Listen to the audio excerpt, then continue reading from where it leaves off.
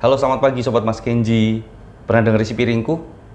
Oke, setelah ini kita bahas. Tapi sebelum masuk videonya, hai, nama aku Davis. Kembali lagi di podcast Solusi Sehat Mas Kenji.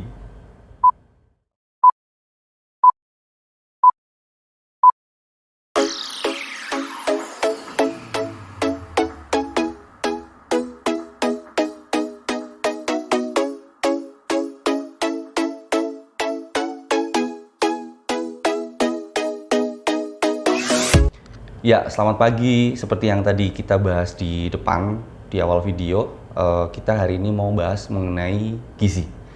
Apa itu isi piringku? Bukan artinya isi piringku ya. Jadi pemerintah menyarankan satu piring yang kita konsumsi setiap kali kita makan itu ada porsinya. Nah, namanya isi piringku. Ini kaitannya dengan 4 sehat 5 sempurna yang dulu pernah kita gaung-gaungkan.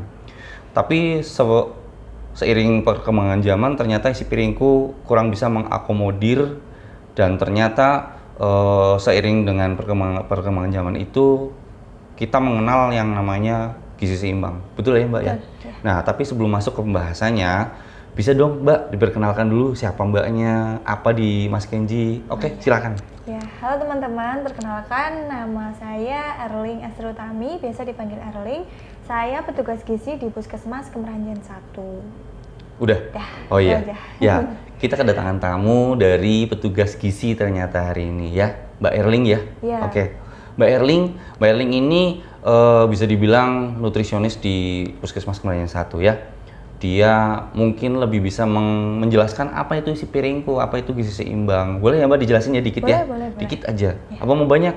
Dikit aja. Dikit aja katanya. Oke. Biar nggak bosenin katanya. Oke, kita sedikit nanti dapat informasi dari Mbak Erling mengenai apa itu isi piringku. Bisa dijelasin Mbak? Oke, jadi isi piringku itu kan awalnya dari 4 sehat 5 sempurna ya. Jadi dulu itu mungkin sekitar tahun 1950-an lah sudah viral lah ya kalau bahasa sekarang. Viral.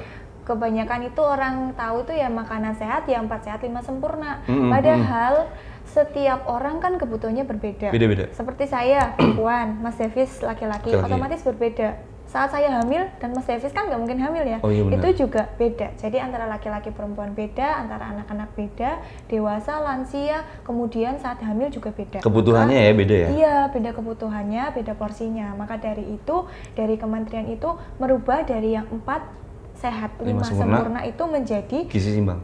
Pedoman umum gizi seimbang. 10 pedoman umum gizi seimbang yang mana gambarannya itu ada di isi piringku. Isi piringku pun itu ada beberapa macam.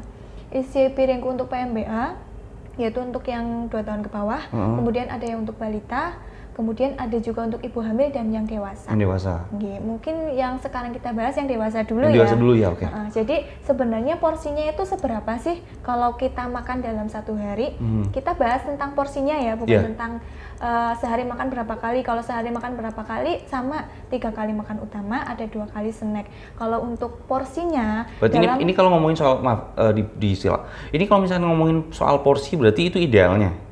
Yang betul. Seharusnya. Iya. Nah, biasanya kan kita kan orang kalau makan misalkan aku ngerasanya nggak kenyang nih, nambah lagi. Berarti itu kalau nambah lagi udah lebih dari ideal dong. Iya. Jadinya nanti berlebihan asupannya atau makanan yang masuk berlebih dan bisa beresiko mungkin seperti kelebihan berat badan dan bisa nanti memicu ke penyakit-penyakit lainnya. Nah, tuh denger Sobat Mas Kenji, ternyata kita sekali makan itu dalam piring kita itu punya asupan yang ideal. Nutrisi yang dibutuhkan pada saat itu ada takarannya ternyata. Oke Mbak, silakan dilanjut.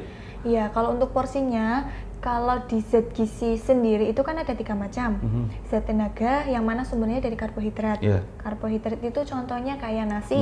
Kayak mie, atau kentang, bihun, roti, atau mungkin kayak ketela. Terus kemudian kalau untuk zat energi ini atau sumber karbohidrat ini porsinya dalam 1 kali makan itu kurang lebih 1/6 piring. Apa ini? 1/6 piring. Kalau digambarkan misalnya nasi dalam 1 piring itu kurang lebih 150 gram atau kurang lebih 3 centong. 3 centong ya? Centong Ya buat yang rice inget-inget cooker. 3 centong nih. Tapi centongnya yang rice cooker, soalnya setiap centong itu takarannya beda. Beda. Cekungannya juga beda ya? Iya. Di rumah aku juga ada nih, yang nggak cekung sama yang cekungnya dalam. Nah, iya. Oke, terus Mbak? Terus kemudian misalnya aku nggak mau pakai nasi nih, mau pakainya kayak roti. Bisa misalnya kayak yang roti tawar, satu tangkep, satu pasang itu roti tawar tapi yang gede ya, bukan roti tawar yang sekarang kan banyak yang kecil-kecil. Iya, yang ukurannya gede itu satu tangkep itu sama aja dengan satu tangkep ini berarti 2 lapis? Iya, 2 lembar. Satu pasang ya, 2 lembar ya? Iya, 2 lembar itu sama saja dengan satu porsi kita makan nasi yang 150 gram tadi itu, 3 centong itu misalkan nasi diganti roti cukup? Untuk kebutuhan nilai gizi bagian sumber karbohidratnya cukup, karena itu sebanding. Jadi satu porsi nasi yang tadi 3 centong itu sama dengan 2 lembar roti. Sama dengan juga dengan misalnya kentang itu kurang lebih 2 biji yang rada besar. Ya kurang lebih kesannya segini gitu. Oke. Ini baru ngomongin karbo ya? Iya, itu terus yang lain. Terus misalnya lagi mie kan sering ya kita makan mie, itu kurang lebih 1 piring atau 1 mangkok gitu. Tapi bukan mangkok yang besar, mangkok yang kecil, yang biasa. Ini itu definisi mangkok kecil nih, definisinya mungkin beda-beda nih. Oke, berarti katakanlah yang pokok nasi lah ya. Kita kan mungkin kan lebih milih kalau makan pasti pakai nasi ya. Kecuali yang mungkin yang remaja-remaja nih yang mungkin nasinya agak disingkirin diganti mie. Tapi kalau mie aja nih nggak cukup ya ternyata ya? Kalau cuma mie tok untuk karbohidratnya cukup. Cukup karbohidratnya aja. Cuma kan kalau di mie itu kalorinya tinggi dan ada misalnya kayak sumber natrium dan sumber-sumber yang lainnya yang tinggi sehingga menghabiskan jatah gizi yang lainnya. Misalnya dalam satu mie itu sebenarnya sudah hampir, ya tergantung mie-nya ya sebenarnya tapi kebanyakan sudah hampir 3/4 atau mungkin ada yang setengah kandungan natriumnya itu udah terpenuhi di mie-nya. Padahal kan di telur misalnya itu ada kandungan natrium. Belum misalnya kita tambahin kecap. Tambah lagi natriumnya. Makanya kalau mie itu sebenarnya ya jangan dicampur sama nasi. Soalnya bikin tambah gede lagi natriumnya. Ini yang sering salah nih di masyarakat nih. Mohon maaf, bukan tinggi natriumnya nih, kalorinya jadi lebih tinggi. Kalorinya tinggi. Ya nih banyak nih kalau saya sering dengar makan nasi tapi pakai mie. Berarti ini salah ya? Itu udah karbo 2-nya ya? Iya. Sementara kecukupan gizi yang lain nggak ada berarti ya? Nah iya itu yang saya maksud. Maksudnya gede itu dalam artian sudah kenyang duluan di nasi, tapi kan belum dapat dari lauk pauknya. Iya benar, sayurnya. Gitu. Oke, itu tadi soal karbo ya. Terus yang lain Mbak? Yang lainnya kita lanjut ke sayuran. Sayuran itu porsinya sama kayak karbo. Sama-sama 1/6 ya. Kalau sayuran itu kan zat gizi untuk mengatur itu sumbernya vitamin dan mineral. Tapi kalau untuk sayuran sendiri itu 1/6. Kenapa kok gede gitu ya dan sebanding dengan kayak nasi? Karena badan kita kan udah nggak mungkin tinggi ke atas ya. Iya sih benar. Yang ada mungkin nambah berat badan. Iya. Makanya dari itu kita lebih ke mengatur biar badan kita itu lebih sehat lagi. Jadi porsinya itu 1/6. Kalau dibesarkan porsinya seberapa, kurang lebih 1 mangkok yang kayak mangkok jago itu itu untuk sekali makan. Sayurnya bebas monggo. Cuma mungkin bisa dipilih lagi, dicari sayuran yang enggak kandungan lemaknya tuh tinggi, mungkin yang santenan rada dikurangi. Gitu. Terus misalnya kayak mau pakai yang oseng-osengan, minyaknya juga jangan kebanyakan. Jangan kebanyakan. Terutama minyaknya jangan dipakai berulang-ulang ya. Iya, betul sekali. Ya ini nggak tahu nih konsep ekonominya dipakai tapi ternyata merugikan kesehatan juga ya. Iya. Oke, itu tadi karbo ya, nasi dan kawan-kawannya, terus sayuran, terus sekarang berarti coba lauk. Kalau untuk lauk itu 1/3. 1/3. Berarti lebih sedikit daripada protein hewani maupun nabati. Kalau lauk kan protein ya berarti ya, protein hewani nabati itu lebih sedikit dari nasi dan sayurnya.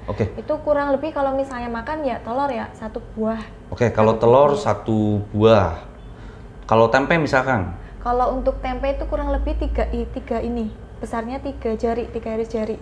Oh, 3 jari. Iya. Ini 1 tempe nih. Iya, 1 berarti tempe. 3 ini. Maksudnya lebarnya. Oh, lebarnya. Iya. 1 tempe lebarnya segini ya. Oke. Itu tempe. Kalau misalnya mau tahu, 1 biji besar untuk 1 kali makan. 1 biji besar. Berarti bisa dikira-kira ya. Iya. Itu kalau ikan. Kalau misalnya ikan yang di Bandeng Presto ya, itu setengahnya. Oke. Kalau misalkan kan kita masyarakat kan dinamikanya banyak nih. Ada yang mungkin, mohon maaf nih, ada yang mungkin nggak bisa sampai beli ke bandeng ataupun yang ikan-ikan yang seperti itu ya. Mungkin kalau di warung-warung kan saya pernah lihat kayak ada yang ikan yang kecil-kecil dikeranjangin itu. Itu kalau lauknya diganti itu bisa? Ikan keranjang yang kecil itu iya, bisa. Atau model-model ikan yang di warung-warung itu lah pokoknya ya? Nggak apa-apa, yang penting itu sama-sama sumber protein hewani. Kita kan hanya sebagai contoh. Jadi sama kayak karbohidrat macamnya banyak, protein hewani juga macamnya banyak. Dan nggak harus monoton ikan laut atau mungkin harus pakai ayam, kan bisa pakai ikan yang apa namanya kayak lele atau mungkin ya yang harganya lebih terjangkau dan mudah dicari. 1/3? 1/3. Iya kan? Berarti kalau misalkan ikan keranjangan itu kan isinya mungkin ada 4, 5 atau berapa lah ya? Berapa? Itu kira-kira berapa? Kalau misalnya ukurannya yang rada gede. Kalau misalnya yang isinya 2, itu bisa 1 untuk 1 kali makan. Satu untuk seporsi makan ya? Iya. Oke. Berarti bisa dikira-kira aja ya? Iya. Kalau misalkan ternyata ikan lele kan, berarti nyari ikan lele yang agak kecilan dikit lah ya? Iya. Kalau misalkan ternyata ikan lelenya gede, berarti bisa buat 2 kali makan ya? Iya. Tapi ditekankan, kepalanya nggak dihitung. Iya, kepalanya nggak dihitung. Ternyata kepalanya nggak dihitung. Berarti kepalanya bisa buat yang lain. Yang doyan maksudnya. Iya. Oke, itu tadi karbo, sayur. Karbo, sayur. Iya, karbo, sayuran, terus lauk pauk, terus buah. Buah ya? Iya. Buah ya? Buah itu sama kayak lauk pauk. Mohon maaf. Iya, lauk pauk ya. 1/3 tadi? 1/3 lagi. Gitu. Oke. Buahnya apa aja? Buahnya bebas. Bebas. Ini kan ada nih di masyarakat yang berteori kalau buah itu dimakan bagusnya sebelum makan. Ini berarti setelah makan juga? Iya, bagusnya setelah makan. Bagusnya setelah makan. Setelah selesai makan terus kita makan buah nggak masalah ya? Kecuali kalau emang lagi kepengen diet banget. Oh, ada khususnya ya. Iya. Misalkan dia program diet, seseorang program diet, makanya buahnya dulu. Boleh. Bukan dikurangi. Buahnya dulu baru isi piringku yang tadi. Itu ada jaraknya? Nggak ada sih. Nggak ada. Cuma kalau memang bagusnya sih sebenarnya setelah makan. Oke. Oke, itu berarti tadi. Nah, kan kalau dulu kan 4 sehat 5 sempurna tuh ada susu. Ini minumnya apa nih kalau isi piringku gizi seimbang ini? Kalau di gizi seimbang zaman dulu 5 sempurna susu. Yeah. Kalau sekarang susu itu sebenarnya sama kayak protein hewani. Jadi kalau minum susu ya sama aja kayak makan 1 kali protein hewani dalam 1 hari. Oh gitu. Kalau untuk minumannya sekarang bebas. Lebih bagusnya lagi sih air putih. Air putih. Kalau mau lebih bagus dari air putih itu minuman yang kayak vitamin C. Air jeruk bisa, air jeruk berarti? Soalnya vitamin C itu kerjanya menyerap zat gizi biar lebih optimal. Tapi kalau misalnya susah nyarinya, air putih juga nggak masalah. Air putih, oke. Yang penting berarti jangan kopi atau teh. Itu. Kok nggak kopi nggak teh? Setelah makan.